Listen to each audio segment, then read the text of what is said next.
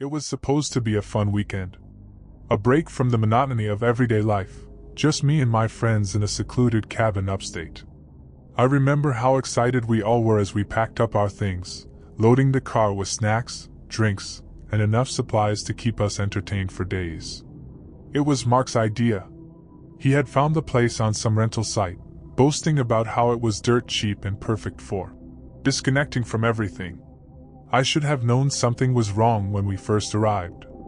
The drive up was smooth enough. We laughed, joked, and blasted music as we wound through narrow forest roads. But the moment we pulled up to the cabin, a strange feeling washed over me. It was off. The cabin itself looked old, much older than in the pictures. Its wooden panels were cracked, the windows were foggy, and the front porch sagged like it had been abandoned for years. I brushed it off, chalking it up to the place having character. We were city kids. What did we know about rustic living? That first night started off great. We set up a campfire outside, roasted marshmallows, and passed around a few beers. The stars above us were clearer than I'd ever seen before, twinkling in the pitch-black sky. We told ghost stories, and of course, Mark had to bring up the supposed legends surrounding the cabin. "Did you know this place is haunted?" he teased, his voice dropping low as he leaned toward us. "Apparently, back in the 1920s, a family lived here. But one night they all just vanished. No bodies. No signs of a struggle. They were just gone." I laughed nervously, but something about the way Mark said it unsettled me. It didn't help that the woods were eerily quiet, as if they were listening to us. Still, we shrugged it off and eventually headed inside to sleep. The cabin was cold. Much colder than it should have been for a summer night. We lit the fireplace, but no matter how big the flames got, the cold lingered in the air. I slept poorly that night, tossing and turning, waking up every hour to the sound of something. Something I couldn't quite place. It was like footsteps, slow and deliberate, moving around the cabin. But whenever I sat up to listen, the sound stopped.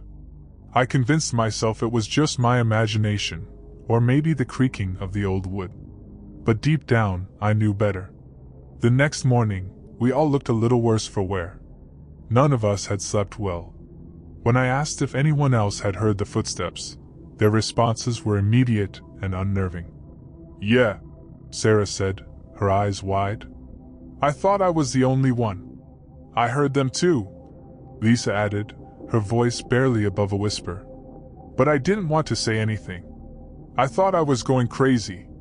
Mark tried to brush it off, saying it was probably animals or the cabin settling. But the fear in his eyes betrayed him. He had heard it too. Things only got worse from there. That afternoon, while we were sitting around playing cards, the temperature in the room suddenly dropped. I'm not talking a slight chill. I mean it went from warm to freezing in seconds. We all felt it. Sarah even went to check the thermostat, but the cabin didn't have one.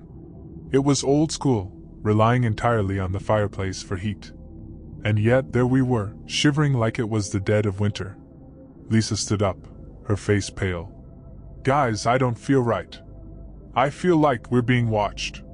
We all looked at her, and for the first time since arriving, no one laughed or made a joke. We could all feel it too. That oppressive weight, like eyes were following our every move. That night, things escalated. It was around 2 a.m. when I woke up to the sound of Sarah screaming. I bolted out of bed, my heart pounding in my chest, and rushed into her room. She was standing by the window, her face twisted in terror, pointing outside. "I saw something," she stammered. "Someone was out there. Just standing in the trees." We all crowded around the window, peering out into the pitch-black forest. There was nothing. But the way Sarah was shaking, the pure panic in her voice. I believed her. We all did. "Maybe it was just an animal," Mark offered, though his voice was shaky. "It wasn't an animal," Sarah snapped. "It was a person. A man. He was just standing there, staring at the cabin." The atmosphere in the cabin changed after that. The air felt thick, suffocating. We all decided to stick together in the living room, huddled around the fireplace. But no amount of warmth could shake the cold feeling settling into our bones. We kept hearing strange noises. Whispers. Faint and unintelligible at first, but as the night wore on, they grew louder, clearer. "I can't take this anymore," Lisa said, standing up. "We need to leave." "Now." We all agreed, but there was one problem. The car wouldn't start. No matter how many times Mark tried, the engine refused to turn over.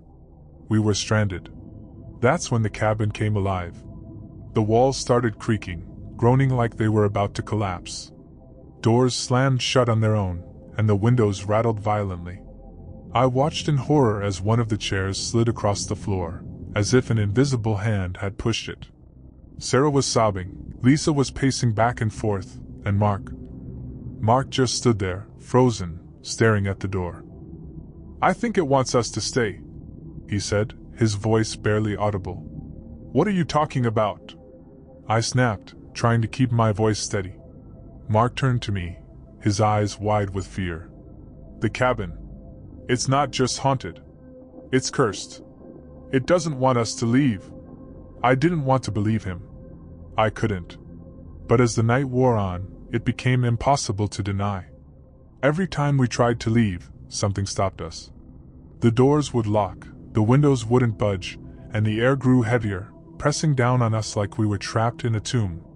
And then came the voices. Clear, distinct, calling our names. First softly, then louder, more insistent. They came from everywhere, the walls, the floor, even the ceiling. There was no escape. The cabin had us, and it wasn't letting go. I don't know how long we were trapped in that nightmare. Hours? Days? Time lost all meaning. But I remember the final night, the night we realized the truth. We were sitting in silence, too scared to speak, when the fire suddenly went out. The room plunged into darkness. I reached for my phone to use as a light, but it was dead. All our phones were dead. And then, in the pitch-black darkness, we saw it. A figure. Standing in the doorway.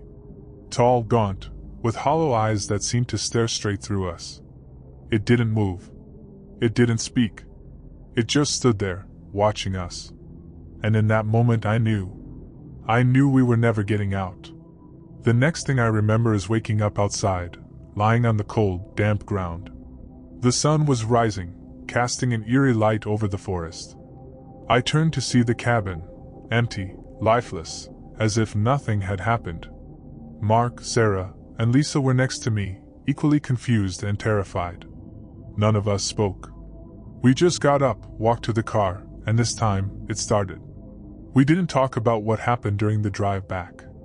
We didn't need to. We all knew the truth. The cabin had let us go, but it wasn't finished with us. To this day, I can still hear the whispers when I'm alone at night. They call my name, just like they did in that cabin.